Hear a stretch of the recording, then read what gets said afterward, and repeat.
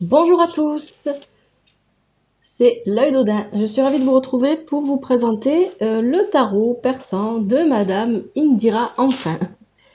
C'est un tarot que j'ai toujours beaucoup aimé, qui m'a toujours beaucoup attiré et je suis contente enfin d'en avoir fait l'acquisition. Alors, là c'est un coffret, donc c'est le coffret livre plus jeu de 55 cartes, voilà, plus le tarot. C'est les éditions Grancher, pardon. J'espère que j'ai pas écorché. Le livre a été écrit par Colette Sylvestre. Et par contre, le tarot, c'est l'édition de Grimaud.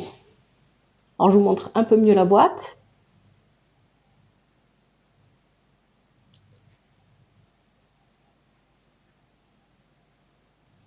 Alors avant d'ouvrir, je vais lire ce qu'il y a écrit derrière.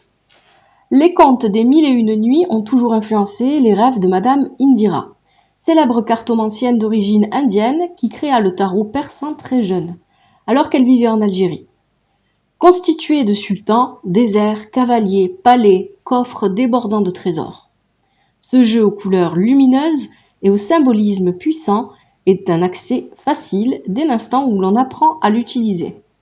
Plongez-vous dans l'esthétique orientale du tarot persan pour interpréter ces messages et trouver les réponses à vos questions, tant dans le domaine affectif que matériel ou professionnel. Alors en fait, ce tarot-là, Madame Indira, qui est une personne plutôt discrète, vous ne trouverez pas beaucoup d'informations sur elle, et vous ne trouverez pas de photos non plus, elle a toujours tenu à garder l'anonymat d'après ce que j'ai pu comprendre. Donc ce tarot-là, le tarot persan, elle l'a créé en 1980. Et elle l'a créé avant 1980, en 1976, elle a créé un autre tarot qui s'appelle le tarot hindou de Madame Indira. Et ce tarot-là, aujourd'hui, pour se le procurer, c'est vraiment très compliqué. Il coûte cher et il est extrêmement rare. Donc c'est un tarot que j'ai jamais vu à part en photo et que je connais pas du tout pour le coup. Le tarot hindou, bon ben voilà, il est inspiré plutôt de ce que j'ai pu comprendre de ses rêves ou des visions qu'elle a eues depuis son enfance. Alors que le tarot persan, lui, est plutôt inspiré des contes des 1001 nuits. Mais pas seulement, c'est ce qu'on va voir. Alors, je vais l'ouvrir, vous voyez, il y a toujours le plastique autour, hein, je fais ça avec vous.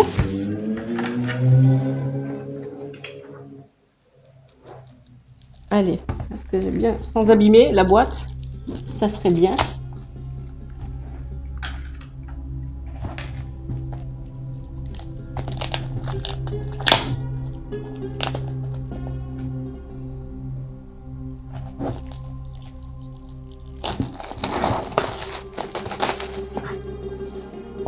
Allez, on met ça là. Alors attention. Oh, tadam! Donc là, c'est l'arrière de la boîte.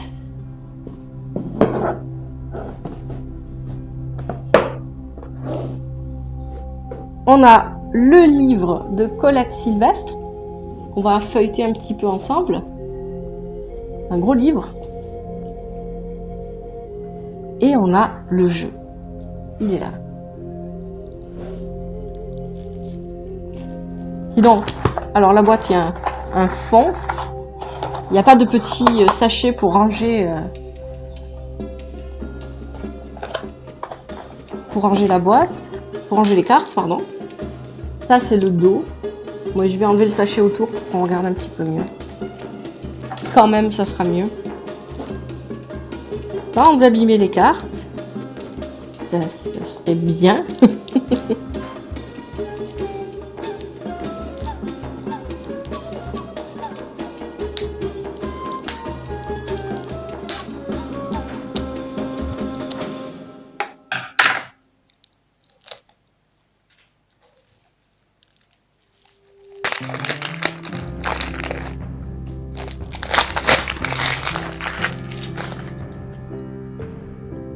Alors, hop, du plastique sur les doigts.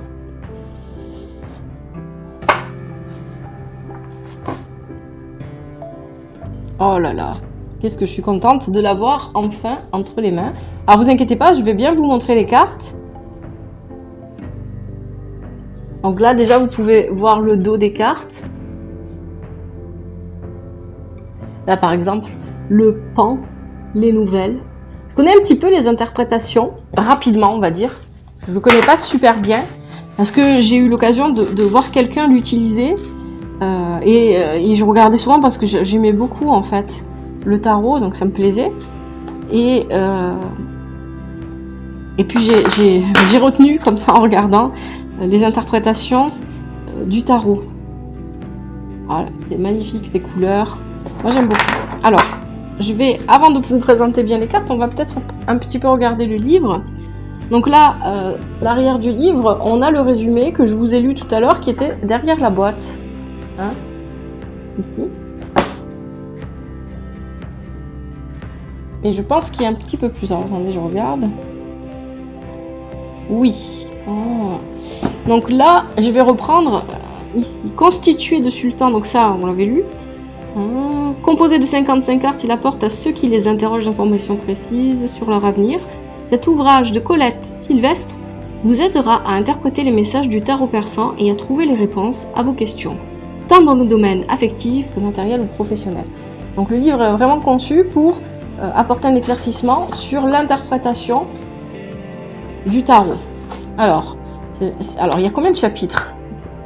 On a un livre avec... Vérifie. Oui, 7 chapitres.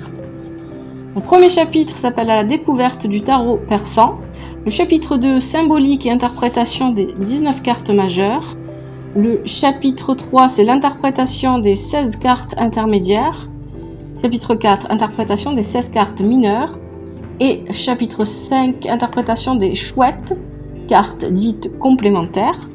Quelques rencontres supplémentaires, c'est le chapitre 6. Et enfin le chapitre 7, méthode et exemples de tirage. Donc en fait, c'est découpé en chapitres et chaque chapitre reprend une partie du tarot, de la manière dont le tarot est découpé. D'ailleurs, je vais tout de suite aller lire la page 10, le découpage du tarot, à moins qu'il y ait une petite introduction avant. Oui, il y a une introduction. Est-ce que ça vous intéresse que je lise l'introduction? Je sais pas. Pour moi, ça m'intéresse parce que j'aime toujours apprendre des choses, etc. Alors, si ça vous intéresse pas, vous pourrez passer le moment. Originaire de l'Inde du Nord, Indira est née un 19 janvier sous le signe du Capricorne. Emmenée en Algérie, Indira est élevée par les sœurs et apprend très vite à accepter sa condition en se soumettant aux exigences de la vie sévère en orphelinat.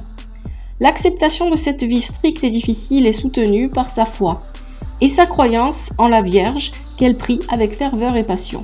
Dès l'âge de 10 ans, Indira perçoit les événements futurs et fait à ses camarades et quelquefois également aux sœurs des prédictions spontanées qui se révèlent exactes avec le temps. À 11 ans, elle dessine son premier jeu de cartes. Malgré un aspect naïf, ces images sont riches de symboles et possèdent une valeur d'interprétation qui laisse perplexe lorsqu'on sait qu'elles ont été imaginées par une petite fille qui ne connaît que très peu de choses de la vie. Elle fait sa première révélation à 13 ans, en annonçant l'entrée en guerre de la France dans le deuxième conflit mondial, puis le débarquement des Américains.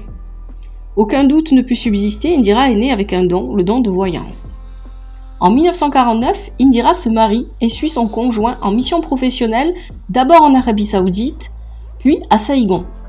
Reçue dans les ambassades et chez les personnalités qui gouvernent, Indira, avec une gaieté toute naturelle, laisse parler ses intuitions au cours de soirées mondaines et fait ainsi, pour la plus grande joie de ceux qui l'entourent, des voyances toujours spontanées et bénévoles.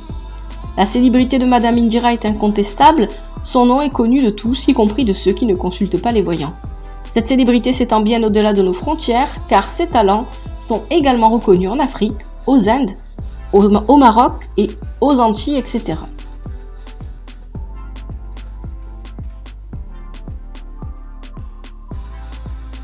Alors, je ne sais pas si vous connaissiez, vous déjà,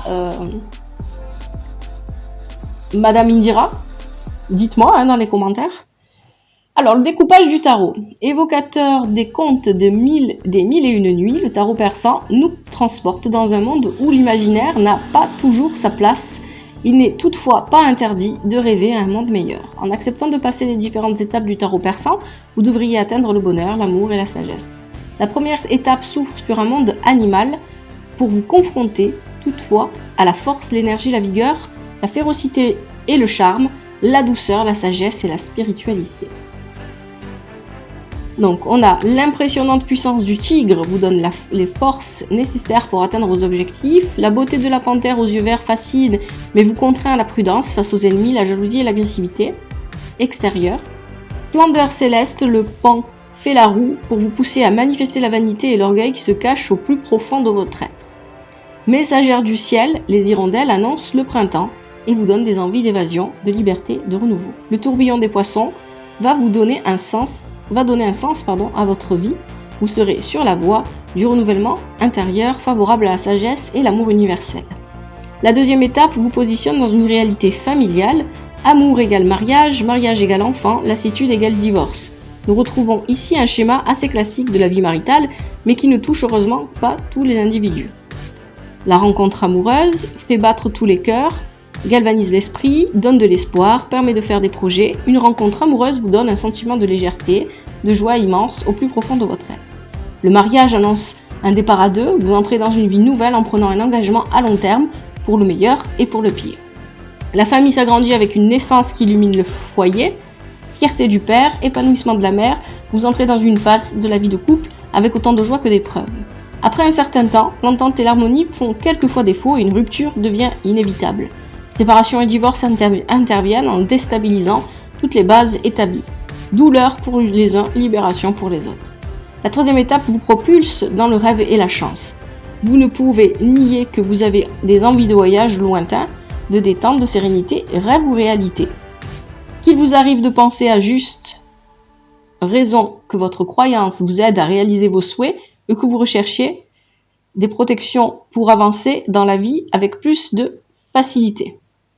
Le bateau vous annonce un départ vers des horizons nouveaux, propice au mouvement et déplacement. Il vous aide à vous éloigner de ce qui bloque votre évolution.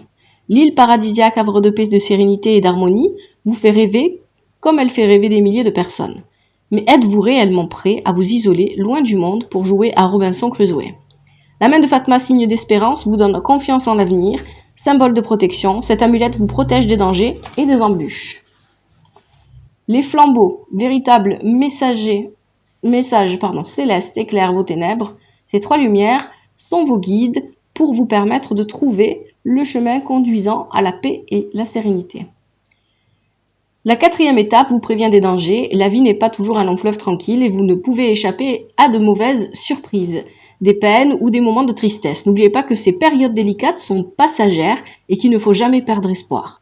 La sorcière, servante du diable, aux forces hostiles et obscures, rôde pour tenir votre existence. Elle tente d'avoir un pouvoir sur votre vie ou votre personnalité. Si vous voulez lui échapper, la vigilance sera de rigueur. La maladie annonce que vous êtes en position de faiblesse face aux situations et événements. Vous n'avez plus les énergies nécessaires pour agir avec facilité. Il est conseillé de ne pas sombrer dans la mélancolie. La mort vous oblige à mourir pour renaître intérieurement. Mais la mort fait également partie de votre environnement et la perte d'être cher ne peut être évitée. La dernière étape vous offre le bonheur, l'aboutissement heureux d'une existence bien remplie. Épanouissement, protection, aisance et amour sont la récompense de tous vos efforts pour évoluer, grandir, assumer les responsabilités et vaincre les épreuves. Le palais, espace sacré, vous offre sa protection. Il est votre refuge de paix, de sérénité, de tranquillité d'esprit. Le coffre, trésor matériel et spirituel, vous permet d'obtenir aisance et confiance, abondance et connaissance.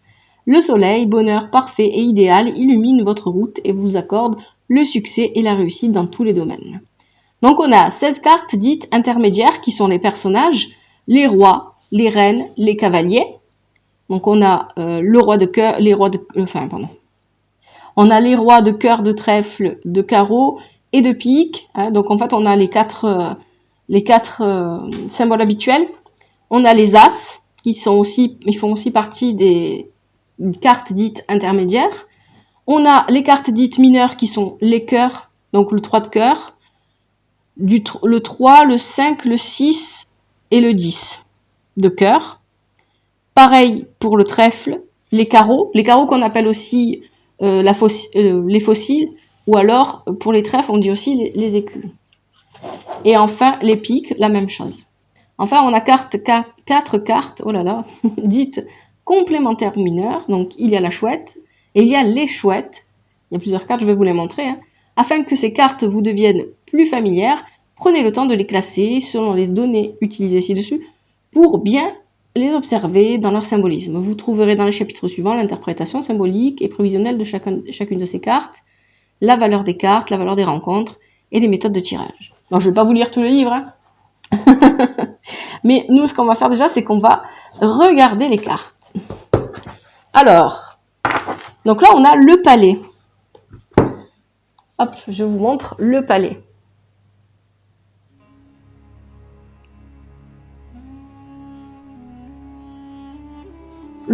Alors lui, je pense que c'est le roi de cœur. Oui, le roi de cœur.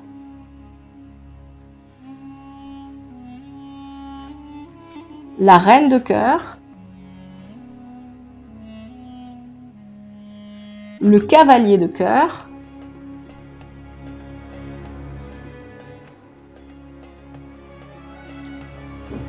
Alors, ça c'est le 8. Non, je ne sais pas compter peut-être. 1, 2, 3, 4, 5. Oui, non, je ne sais pas compter.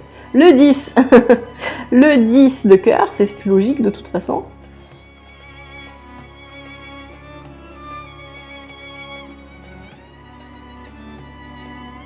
Le 6 de cœur.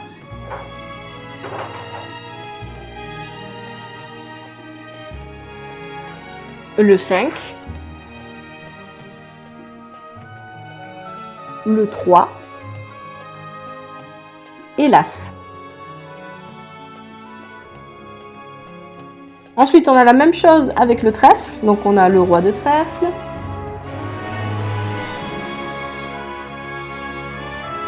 La reine de trèfle.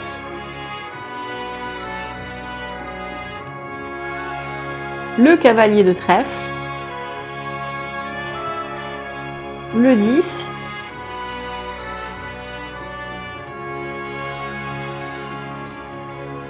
Le 6. Le 5.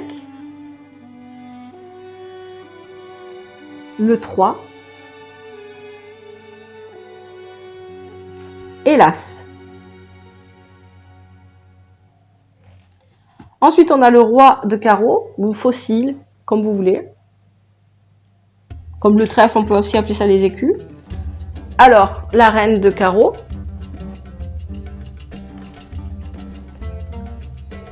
Le cavalier de carreau. Le 10. Le 6.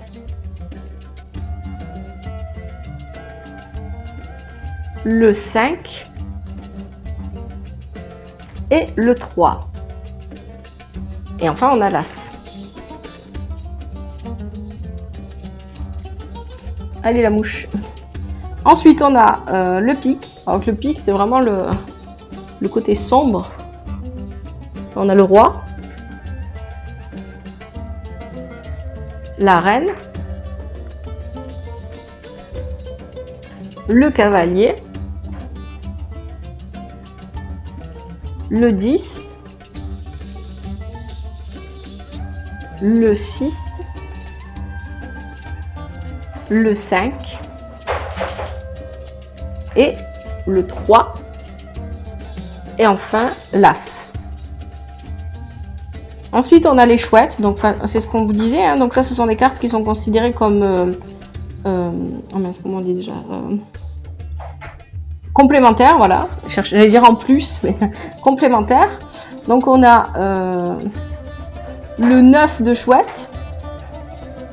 Si j'ai bien compté. Attendez. 1, 2, 3, 4, 5. Oui, c'est ça. Non, oui, c'est ça. Il y a 9 chouettes ici. Ici, on en a 1, 2, 3, 4, 7. Il y a 7 chouettes. Ici, on en a 3. Et enfin, on a la chouette.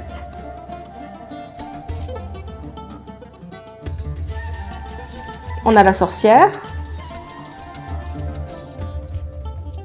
Les flambeaux. La mort. La naissance. Ça, c'est la roue de fortune, hein. les poissons, le soleil, le coffre, la main de Fatma,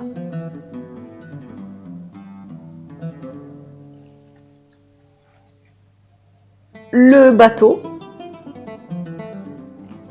le tigre, la force, la panthère, la prudence. Alors ça, je crois que c'est les fiançailles. Je vais regarder, attendez, parce que... Alors, on a la rupture... Ah non, alors, c'est pas les fiançailles, c'est le mariage, je crois, ça. Alors, attendez, on vérifie. Je dis pas de bêtises.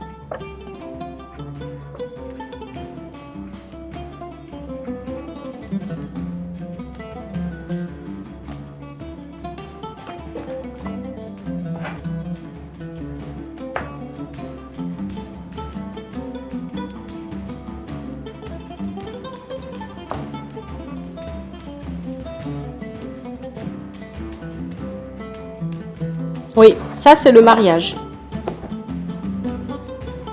Bon, l'engagement quoi, le mariage, l'engagement. La rupture.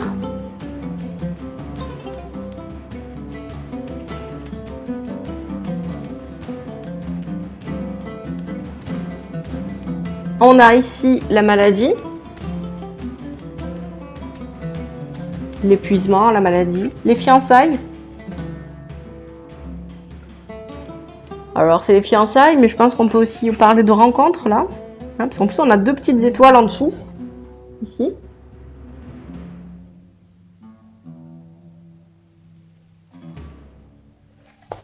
Le voyage. Enfin, c'est l'île paradisiaque. Les hirondelles.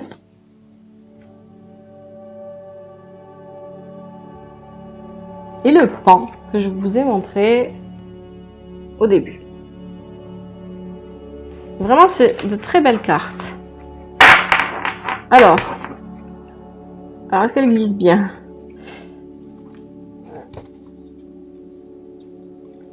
Elles ont l'air de bien glisser. Peut-être pas aussi bien que celle de l'oracle celtique, donc j'ai déjà fait la présentation, hein, mais le mois dernier. Mais là, oui, ça va.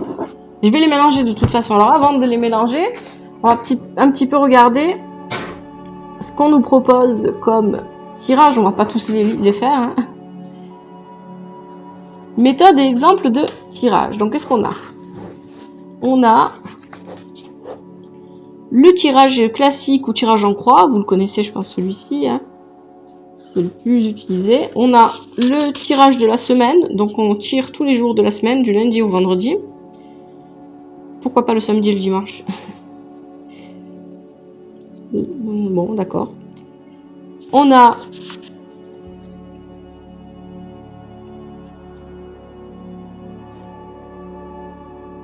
oui, ça c'est l'interprétation. Qu'est-ce qu'on a d'autre? Le tirage des messages. Ce tirage est destiné à vous transmettre des messages ou des conseils pour vous permettre d'atteindre la réalisation d'un souhait ou d'un projet. Qu'est-ce qu'on a d'autre comme tirage?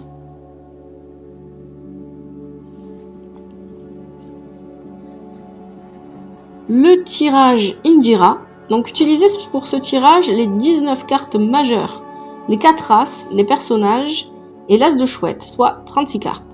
Les 19 cartes restantes seront momentanément mises de côté. Après avoir lentement battu, puis coupé de la main gauche le premier paquet, le consultant tire 7 cartes qui seront disposées comme ci-dessus. Alors je vous montre le fameux tirage Indira, c'est ici, hein. Si vous voyez bien.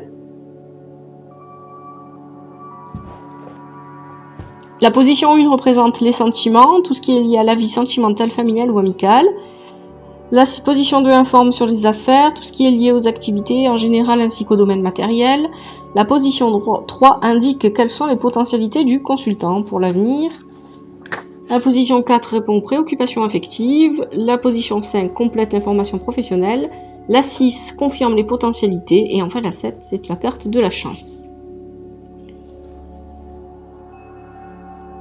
Ensuite, on a la grande roue. Bon, je pense que vous la connaissez, celle-là, la grande roue. Le tirage en étoile. Et je crois que c'est tout.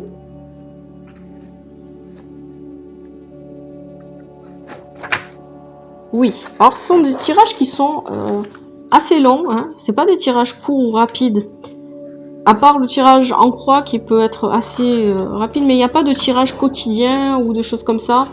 C'est vraiment des tirages qui sont longs, faut prendre le temps.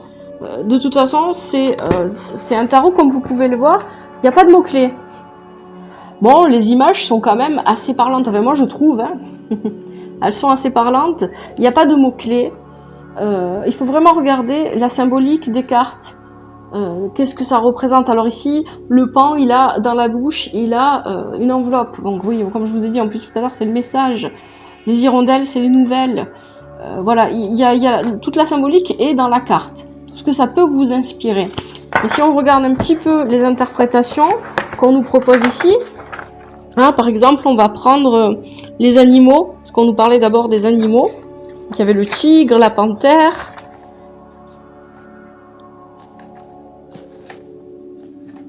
Alors, pour le tigre, qu'est-ce qu'on nous dit? Interprétation, cette carte évoque la force, l'énergie, le courage, la puissance, l'héroïsme, la robustesse et la virilité. Donc l'état d'esprit, c'est vous êtes débordant d'énergie, toujours prêt. Alors je vais vous sortir quand même la carte du tigre si je la retrouve. Elle ne doit pas être très loin. Hop, elle est là. Ah, le tigre, c'est celle-là.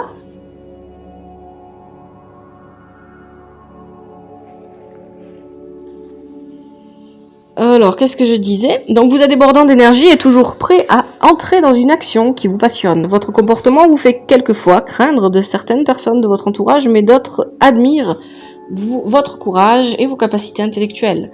Au niveau des sentiments, vous avez besoin de vivre des relations fortes, passionnelles, enflammées. Vos échanges sont un mélange d'enthousiasme et d'émotions intenses. Et vous n'hésitez pas à manifester des rugissements passionnés. Les amours sereines, tièdes ou monotones ne peuvent en aucun cas vous griser. Vos rugissements peuvent alors devenir méchants, agressifs et féroces. Votre vie affective est faite d'actions fougueuses où l'à peu près ne peut pas avoir de place car il ne peut vous contenter. Vous voulez vivre l'amour avec passion. Au niveau professionnel, on a vraiment des significations pour tous les domaines de la vie. Il y a le niveau professionnel, le niveau matériel, la santé, la spiritualité et la sexualité. Et après on vous dit, il y a un petit carré à la fin là. Je vous montre, ici, à la fin de l'interprétation. Donc l'interprétation du tigre est vraiment très détaillée avec le livre ici. Il y a l'histoire de la carte, hein, plus ou moins. Enfin, on nous raconte un petit peu l'histoire. Je vous ai pas lu. Après, on a l'interprétation, on a l'état d'esprit, les sentiments, le professionnel. On a un paragraphe pour chaque, en fait. Et enfin, on vous dit divers, le tigre accorde une excellente vitalité de force physique. Il éloigne les dangers et indique que la chance est présente et il accorde le succès dans toutes les démarches et entreprises. Il récompense la volonté et les efforts. Donc c'est vraiment très complet.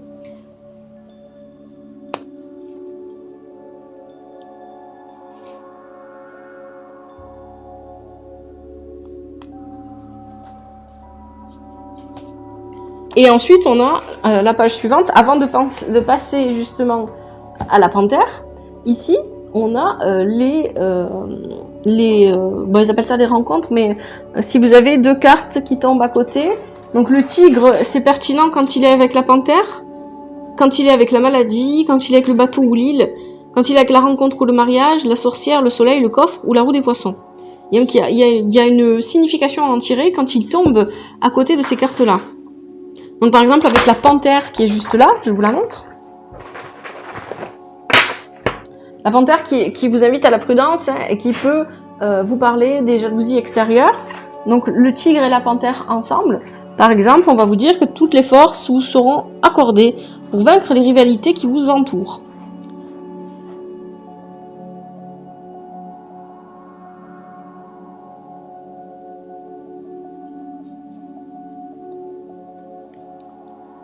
Alors là, j'ai pris un exemple avec deux animaux, mais on peut faire avec les autres cartes. On va voir. Donc hop, c'est comme ça. Qu'est-ce qu'on va prendre ensuite?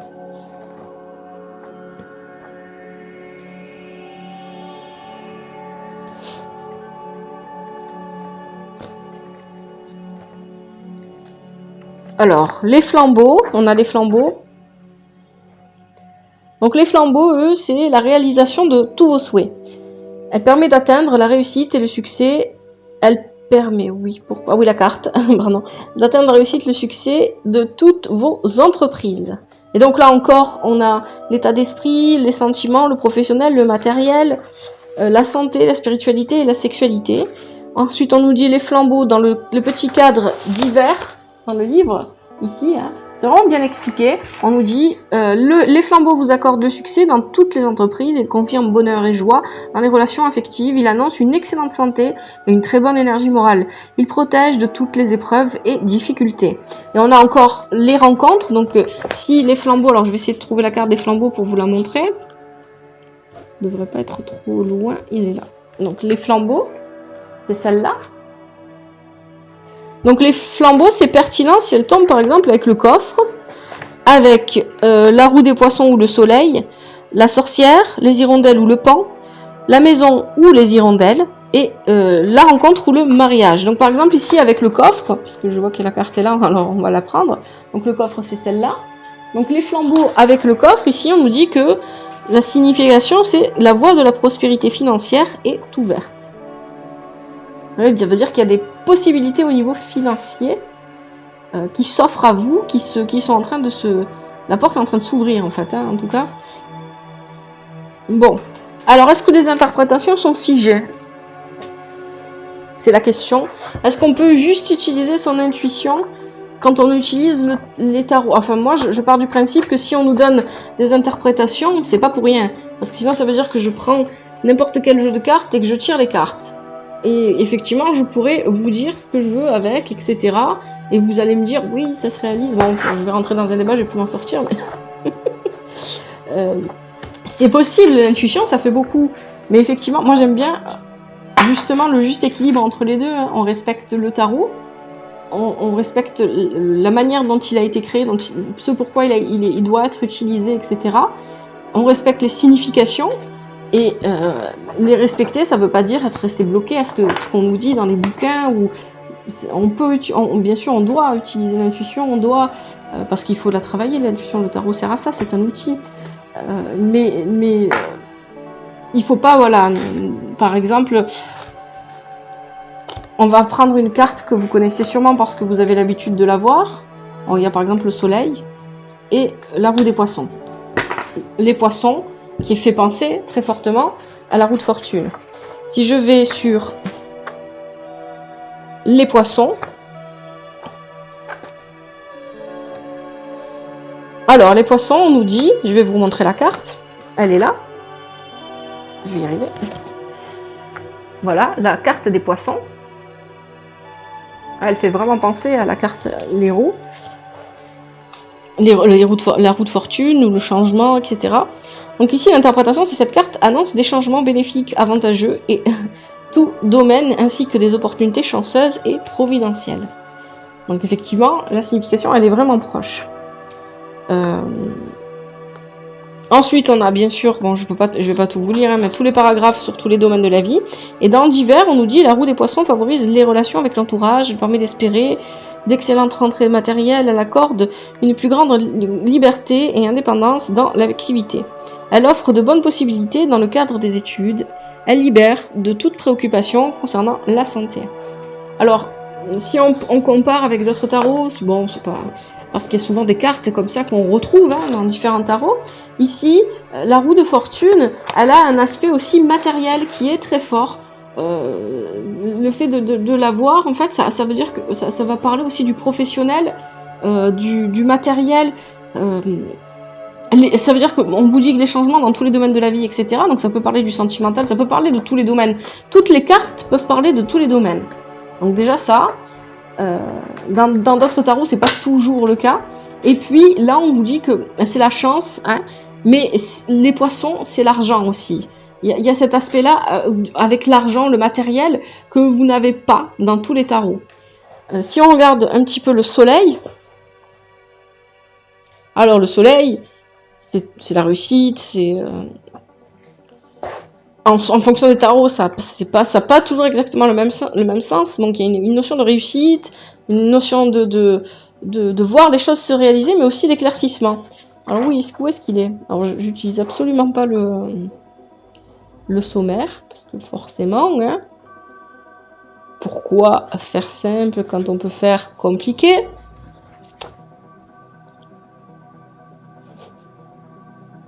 Et il est là. Allez. Qu'est-ce qu'on nous dit pour le soleil? Cette carte annonce un épanouissement, un accomplissement de tous les projets, de grandes joies et un bonheur de vivre. Ok. Le soleil annonce des voyages et des vacances ensoleillées.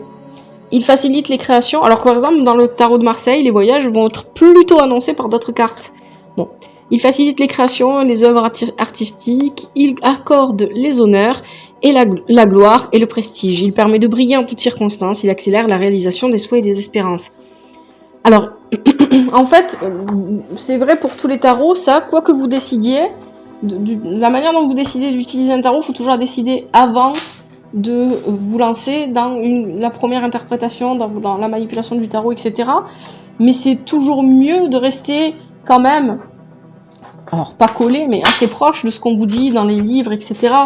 Hein, parce que, voilà, il y a une intention qui a été émise quand le tarot a été créé, notamment ici, avec Madame Indira, bon, on en a créé 2, il y a une intention derrière, et si on vous donne les significations hein, de ces cartes-là, parce que Colette Sylvestre ici, elle n'invente pas, hein, c'est pas de l'invention qu'elle fait, hein, c'est vraiment les significations du tarot, voilà, c'est bien de les respecter. Après, effectivement, avec l'intuition, on peut toujours pousser, on peut toujours aller voir plus, on peut avoir on peut avoir ce sentiment que la carte va nous pousser plus dans un endroit que d'un autre, etc., dans un sens plutôt que d'un autre. Et ça, c'est bon, c'est bien, mais je pense que c'est bien de respecter.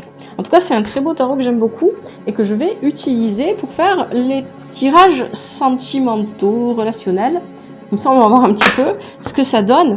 Alors,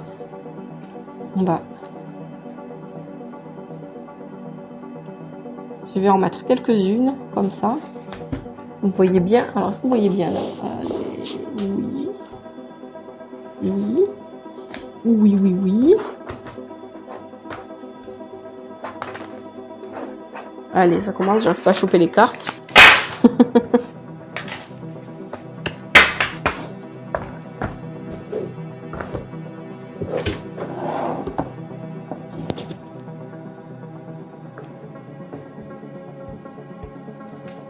Faut de la patience pour apprendre le tarot. Mais c'est vrai que c'est un très bel outil pour se perfectionner, un très bel outil pour... Moi j'aime bien celle-là. Il y en a plein que j'aime bien. Elles sont toutes très parlantes. Voilà. Il y a le pan que j'aime bien, la panthère, le tigre. Je le mets un petit peu comme ça devant. Hein. Vous puissiez voir. Vraiment c'est un très beau tarot que j'aime bien. Le tarot persan de Madame Indira.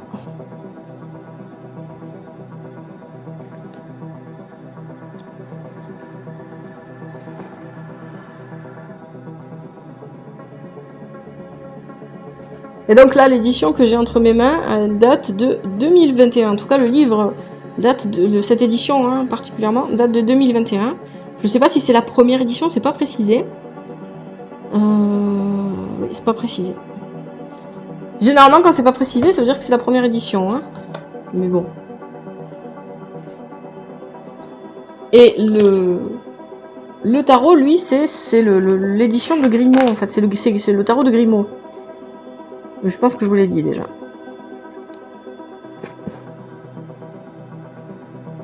Bon.